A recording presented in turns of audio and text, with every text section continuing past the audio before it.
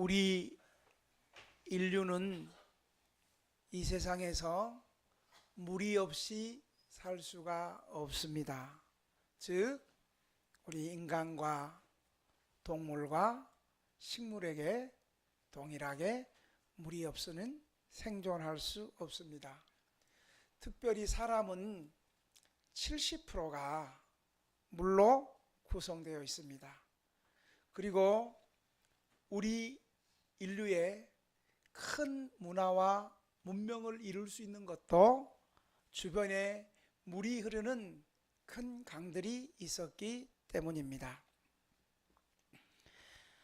바벨론 같은 도시에도 유프라테스 강이 있어서 바벨론이 찬란한 바벨론 문명을 이룰 수 있었습니다. 고대 국가에서 강들은 문화와 문명을 이루는데 큰 도움이 되었습니다. 중국은 양자강이라는 이 강물을 통하여 문화를 발전시켰고 문명을 이루었고, 애굽은 나일강을 통하여 찬란한 나일강의 문명을 이룰 수 있었습니다. 그런데 교회를 상징하는 예루살렘에는 강이 없습니다. 오히려 예루살렘 성은 강이 아니고 해발 높은 800m 고지의 높은 산지에 있습니다. 이것은 예루살렘 성이 세상의 문화의 표준을 따라 살지 않겠다는 의미입니다. 다시 말하면 교회는 이 세상에 잘 되는 조건으로 교회가 되는 것은 아닙니다. 교회가 세상의 세력을 소유했다고 해서 거기서 생명수의 강이 흘러내리는 것도 아닙니다. 오늘 그런데 성전에서 물이 흘렀습니다. 첫째로 오늘 본문에 흐르는 성전에서 흐르는 물은 무엇을 의미합니까? 하나님의 임재의 상징인 예루살렘 성전에 하나님의 영광이 떠났던 성전의 문지방에서 생수의 강이 흘러내리는 환상을 오늘 천사가 에스겔 선지자에게 보여주었습니다. 이것은 하나님께서 에스겔 선지자에게 환상 가운데 지금은 바벨론의 포로로 끌려가 있지만, 지금은 복역의 때를 살고 있지만, 지금은 노예 생활을 하고 있지만 반드시 하나님이 약속하신 언약대로 다시 포로에서 예루살렘으로 회복되어서 다시 재건되어질 예루살렘의 영광스러운 성전을 상징적으로 보여주면서 오늘 성전 문지방에서 하나님의 영광이 떠났던 성전 문지방에서 다시 성전에서 생수가 흘러내리는 것입니다.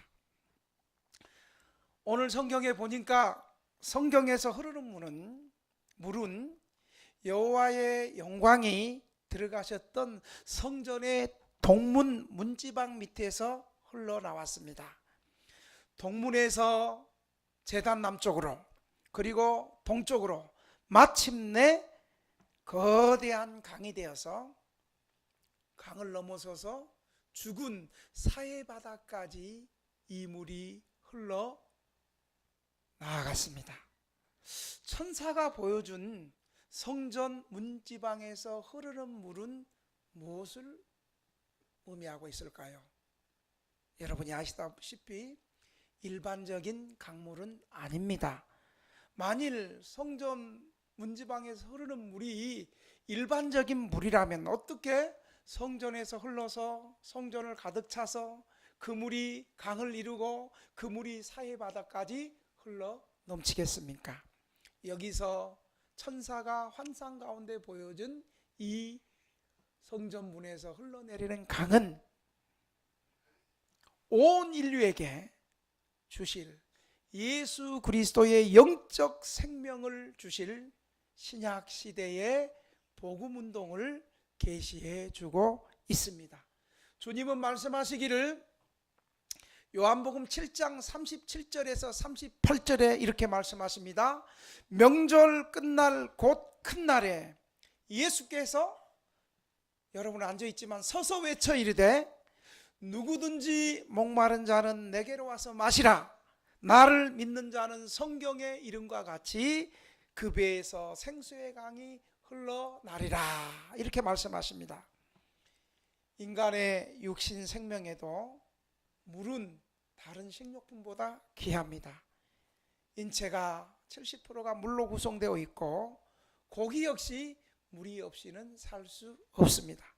이렇게 모든 물은 생명을 살려주는 귀중한 물이 되는데, 이 성전의 문은 예수 그리스도를 통해서 영생을 얻는 생명의 물이라는 사실을 여러분 믿으시기 바랍니다. 두 번째, 성전에서 흐르는 물은 우리의 은혜 체험은, 우리의 믿음의 체험은 점점 깊어져야 될 것을 말하고 있습니다. 오늘 3절에서 5절에 보면 에스겔 선지자는 성전 문지방에서 흐르는 물이 발목까지 오르는 것을 보았고, 그 발목에 오르는 물이 다시 무릎까지 오르는 것을 보았고, 무릎까지 흐르는 물이 허리까지 오르는 물을 보았고, 거기서 더 나아가서 건너지 못할 물이 되었습니다. 여러분, 신앙은 이렇게 발목에서부터 시작해서 무릎에 이르고 허리까지 깊이 차고, 그리고 건너지 못할 강처럼 우리 신앙은 전진하고 성장해야 되는 것입니다. 왜 우리 신앙이 은혜 받고 신앙이 자라고 전진하고 성장해야 됩니까? 성장하고 전진하지 못하면 우리의 신앙은 퇴보하고 병들기 때문입니다. 그러므로 우리는 예수 믿고 구원받고 예수 믿고 은혜를 사모하되, 예수 믿는 시간이, 예수 믿는 연조가 깊어질수록, 세월이 지나갈수록, 세월이 흐를수록 우리의 신앙이 깊어져서 우리의 믿음이 자라고 성숙하고 굳건하고 깊어져야 되는 것입니다. 예수 믿고 처음부터 믿음이 자라고 깊어지는 것은 아닙니다. 그러나 주님의 은혜로 성숙해지는 과정과 시간이 있는 것입니다. 우리는 이 믿음이 연단과 고난과 훈련을 통해서 성숙해지고 깊어지고 굳게 되어진다는 사실을 믿으시기 바랍니다. 오늘 본문에 보면 굳이 믿음의 단계를 말한다면 발목에 오르는 단계는 어느 정도 단계인가? 이제 겨우 교회 출석해서 겨우 구원받은 단계입니다. 그런데 주님은 불러서 우리를 부르셔서 의롭게 하시고 구원해 주셨는데, 우리는 이 단계는 내가 구원받았는지, 내가 구원 못 받았는지, 내가 거듭났는지, 내가 거듭나지 못했는지를 잘 구분하지 못한 단계입니다. 여러분, 이 강은 생명과 번영의 상징이기도 하지만 또 이 강은 공포와 죽음의 상징이기도 합니다. 옛날 이스라엘이 애굽에서 노예 생활 430년을 마치고 하나님이 모세를 통해서 애굽을 탈출시켜 주시고 해방시켜 주셨을 때, 이제 이스라엘 백성이 가는 것은 하나님이 약속하신 축복의 땅, 젖과 꿀이 흐르는 가나안 땅으로 가고 있었습니다.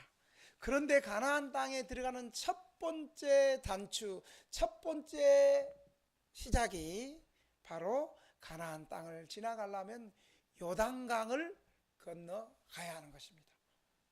오늘은 맨 앞에서 요단강 가는 사람이 지금 한 사람도 없는데 아주 좋습니다. 그런데 요단강을 건널 때는 힘차게 그렇게 가는 것은 아닙니다. 요단강에 흘러넘치고 깊은 요단강을 건너갈 때는 두려움이 있습니다. 그러나 요단강을 건너갈 때 두려움으로 망설이지만 죽음을 각오하고 오직 믿음으로 첫 걸음을 옮길 때 흐르던 요단강이 멈추고 갈라졌다는 사실을 믿으시기 바랍니다. 발목에 오르는 단계는 이제 믿음의 첫 시작을 말하고 있습니다. 두 번째로 이 물이 무릎에 올라왔다고 하는데 이 무릎에 올라오는 단계는 이제 주님의 은혜의 간격에서 이제 믿음으로 이제 서는 단계입니다. 은혜 받기 전에는 내가 인생의 주인이고 내가 주인이 되어서 내가 가고 싶은 대로 마음껏 갔고 내가 하고 싶은 대로 마음껏 그렇게 살았고 내가 먹고 싶은 대로 마음껏 먹었는데 은혜 받고 나니까 이 세상을 다스리시는 하나님이 참으로 창조주 하나님이시고 그 하나님이 온 세상과 우주를 다스릴 뿐만 아니라 나를 사랑하셔서 예수 그리스도를 보내셔서 십자가에서 죽으시고 그 피로 죄 용서받고 내가 천국 백성이 되었구나. 그러면서 이런 확신이 오면서 그동안에는 내 인생의 주인이 나인 줄 알았는데 내 인생의 주인이 아니고 내 인생의 주인은 바로 하나님이시구나. 예수님이구나. 성령님이시구나. 나를 하나님이 다스리시고 통치하시고 지금까지 믿음 없는 나를 지금까지 하나님을 떠나 살았던 나를 하나님이 용서해 주시고 기다려 주시고 나를 불러주셔서 내가 예수 믿고 구원받게 되었구나 라고 하나님에 대한 분명한 신앙의 고백이 있고 그리고 내 삶의 주인이 내가 아니고 바로 하나님이시구나 이 단계를 알아서 이제 감사와 감격함으로 돈에 휘둘리고 돈에 지배되었는데 이제 내가 하나님 앞에 물질도 드리고 하나님 앞에 감사하며 11조하는 단계입니다. 그리고 세 번째 허리에 오르는 단계는 내가 예수 믿고 천국 백성이 되었는데 비록 나는 이 세상에서 발을 딛고 살아가지만 이 세상이 최종적인 내가 있을 곳이 아니고 나의 최종적인 본향은 바로 천국이구나라는 것을 깨닫고 이 세상에서 아무리 좋은 일이 있고 기뻐도 이 세상에서 그 기쁨 때문에 머물려고 하지 않고 그리고 이 세상이 아무리 슬프고 내가 가난하다 할지라도 이 세상에 내가 영원히 머무른 것이 아니라 나는 저 천국을 향해서 가기까지 수많은 환난과 수많은 시련과 수많은 장애물을 통과해서 천국에 들어가니까 나는 이 세상에서 믿음의 싸움을 뒤로 물러서는 안 되겠다. 이 단계입니다. 그래서 이때는 교회에서 또 연약한 이웃을 위해서 열심히 봉사하고 헌신합니다.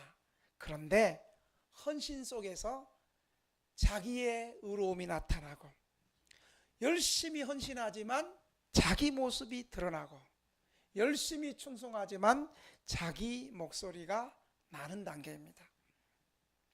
발목에서부터 무릎에 걸쳐 허리까지 오는 물. 여러분 우리가 수련회를 간다든지 여름에 가족들과 또 동료들과 휴가를 가면 바닷가에 가면 발목이나 무릎이나 허리까지는 내 의지로 내 힘으로 그렇게 걸어 다니고 갈 수 있어요.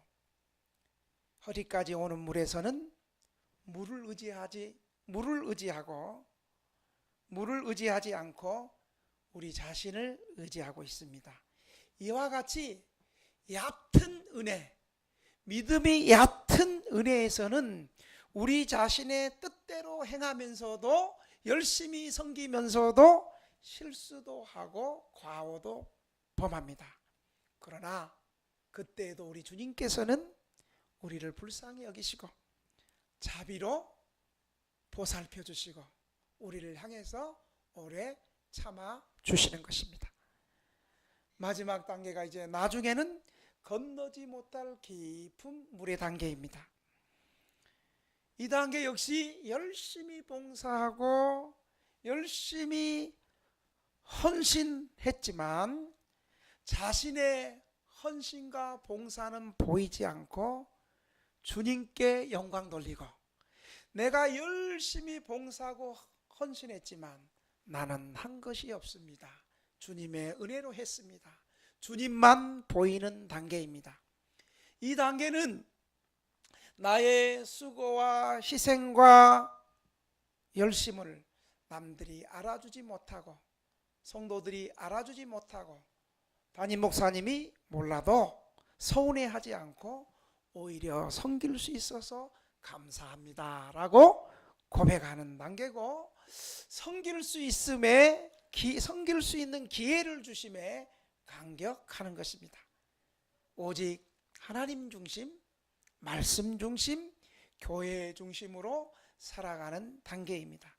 이 깊은 물에서는 물만 의지하고 헤엄치는 것처럼 우리가 깊은 은혜 가운데 살면 세상의 어떤 문제로 인해서 낙심하거나 좌절하지 않고 세상의 어떤 소리보다도 주님의 말씀에 더 의지하고 주님을 전적 의지하고 주님께 사로잡힌 바 되어서 성령에 이끌려서 믿음으로 살아가는 단계가 바로 건너지 못할 깊은 물의 단계입니다.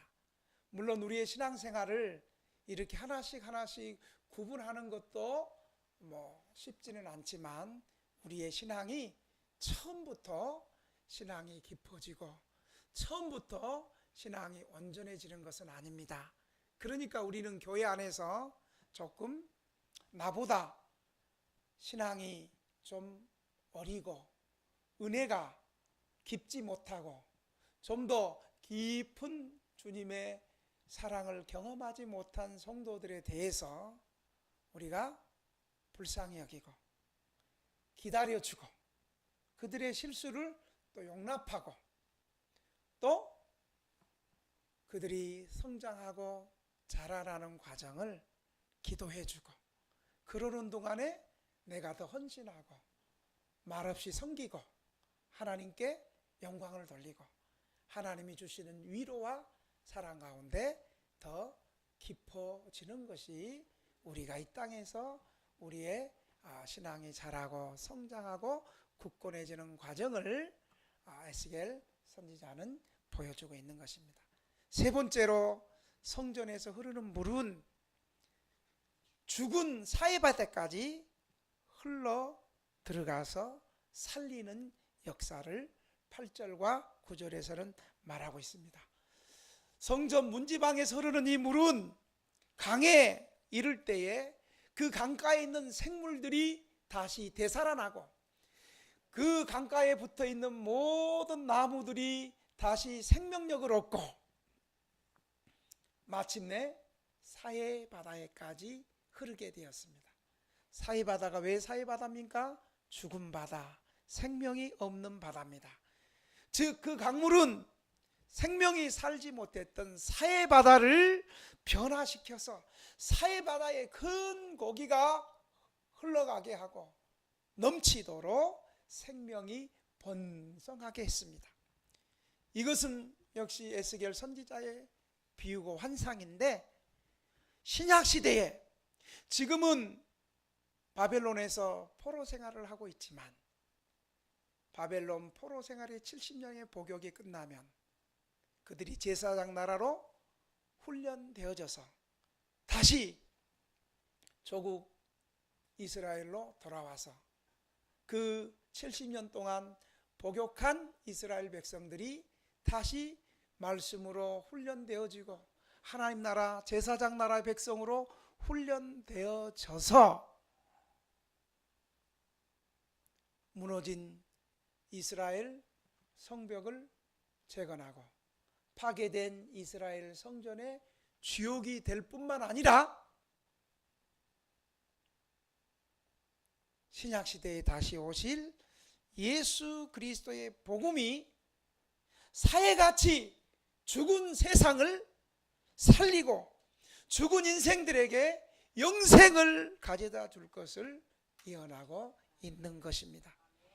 사랑하시는 여러분, 복음이 들어가는 곳에는 어떠한 사람들도, 아무리 죄 많은 사람들도, 아무리 악한 사람들도 복음의 능력은 그 악한 사람을 고치고 병든 사람을 치유하고 병든 마음을 고치고 새롭게 살리는 능력이 있음을 믿으시기를 바랍니다.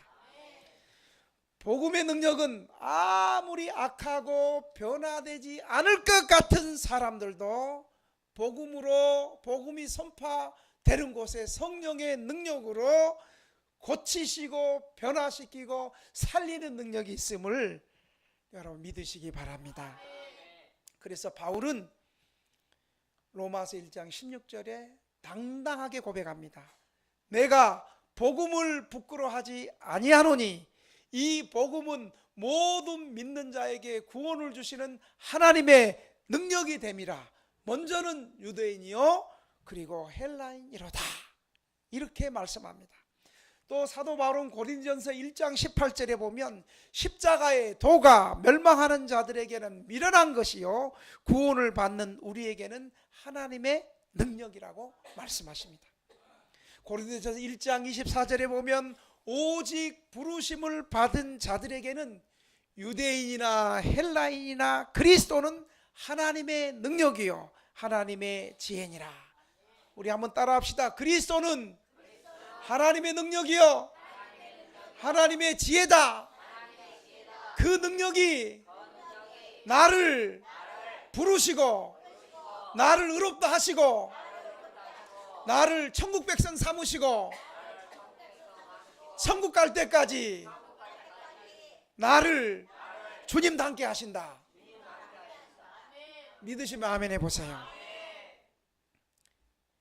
이 복음의 능력에 이미 죽어버린 사해바다, 이미 죽어버린 수많은 강가의 물들, 그리고 그 옆에 있는 나무 잎사귀가 다 말라 비틀고 죽었던 그 나무들, 생명들을 이 성소에 물이 흘러갈 때 성소에서 죽은 고기와 잎사귀와 인생들이 다시 살아나는 능력이 우리 하나님께, 그리스도께, 성령님께 있다는 사실을 여러분 믿으시기 바랍니다.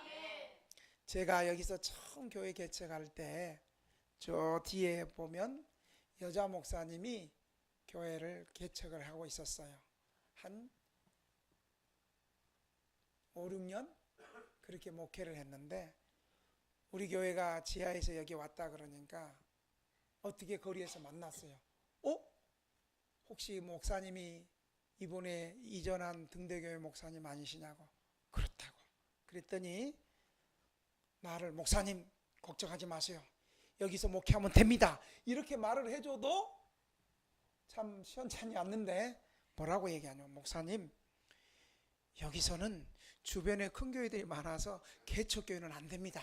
제가 6년 있었는데 여기 창신전에서 개척교회 되는 거 못 봤습니다. 이제 저도 이제 문 닫고 이제 정리해서 이번 달에 나가려고 합니다. 이렇게 부정적인 얘기를 해요. 이거 안 된다는 거예요. 그러면 그 목사님만 그러면 동네에 있는 사람이라도 목사님 우리 쪽방에 잘 들어오셨다고, 우리 목사님이 들어오기를 기다렸다고, 목사님 우리가 좀 힘들고 어렵지만 목사님이 여기서 개척하면 우리도 함께 힘을 내서 교회를 섬기겠습니다. 이렇게 말하면 얼마나 좋겠어요. 그런데 동네를 열심히 신방하고 전도하고 있는데 우리 동네 나이 많은 펜프 할머니가 젊은 목사가 이 동네에 와서 열심히 전도하는데 에이구 이 젊은 목사가 이 동네가 어떤 동네인지 알아? 이 동네 사람들이 목사님 말 들을 것 같아? 이 동네 사람들은 지 마누라 말도 안 듣고 지 애새끼 말도 안 듣고 경찰 말도 안 듣는데 목사님 말을 듣는다고? 내가 이 동네에서 목사님이 열심히 전도해서 교회가 되면 손에 장을 지지겠다. 그래갖고 장 지져야 돼 그분이 그렇게 비웃고 그러더니 우리 교회에서 한 달에 한 번씩 무료 진료할 때 그분이 교회 나오기 시작을 하더라고. 그래서 자기 딸도 교회 나오다가 나중에 임대주택으로 들어가면서 그분은 돌아가셨다는 얘기를 드립니다. 여러분, 하나님은 살아계셔서 하나님의 능력을 믿고 믿음으로 나아가는 자에게는 안 된다, 할 수 없다, 못한다가 아니라 그 믿음의 능력이 할 수 있게 하고 하게 하고 일으키게 하고 생명의 능력을 부어주고 믿음대로 된다는 사실을 믿으시기 바랍니다. 그래서 교회는 믿음을 선포하고 교회는 그리스도의 복음을 선포하고 교회는 성령님의 능력을 의지해서 믿음으로 나아간다는 사실을 믿으시기 바랍니다.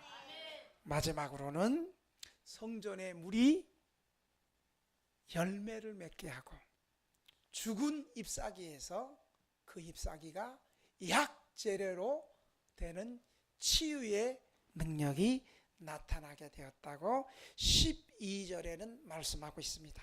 강자 위에 각종 목을 가실 나무가 자라서 그 잎이 시들지 아니하며 열매가 끊이지 아니하고 달마다 새 열매를 맺으리니 그 물이 성소를 통하여 어디를 통해요? 성소, 교회를 통하여 복음 증거를 통하여 나옵니다. 그 열매는 먹을만하고 그 잎사귀는 약재료가 되니라. 이렇게 말씀. 이 말씀은 신자들이 주의 은혜를 풍성히 받아서 어떻게 받아서? 조금만 받아서? 요만큼만 받아서?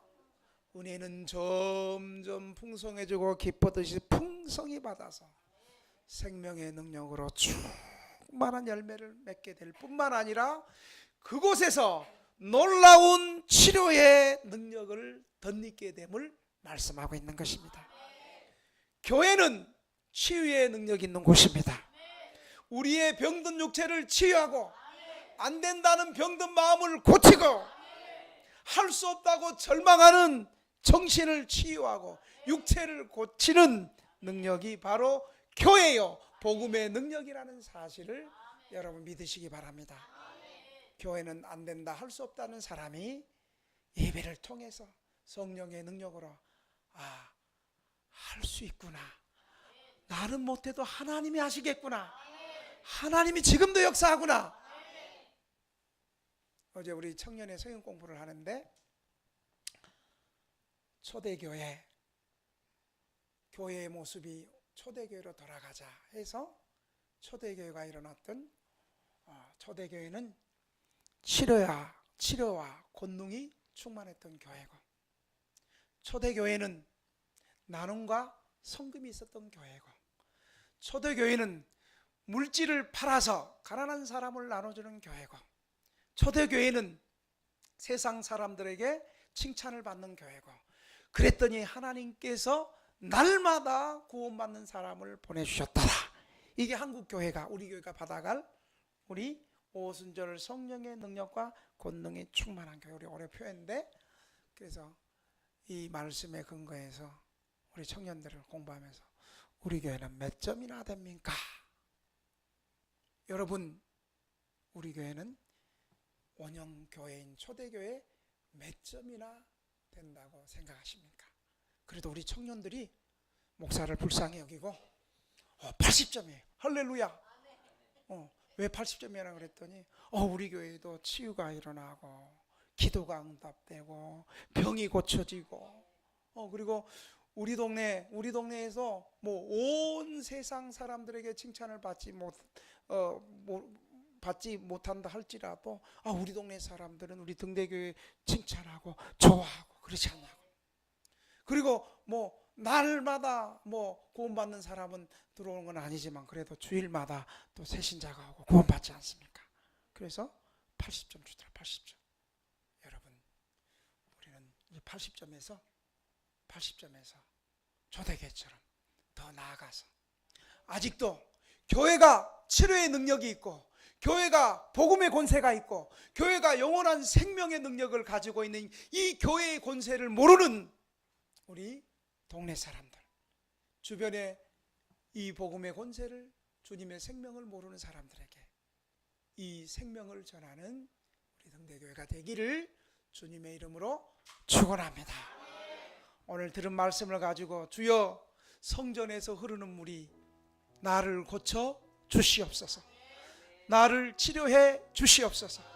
내가 이 흐르는 물에서, 발목에서부터 건너지 못할 강, 사해바다까지 고쳐진 것처럼 주여, 내 믿음이 점점 깊어지게 하시고 은혜가 점점 깊은 곳으로 흘러지게 하셔서 하나님 앞에 영광 돌리는 우리 등대교회, 우리 성도들 되게 해 주옵소서라고 주님 한 분 부르고 한 3분 동안만 통성으로 기도합시다.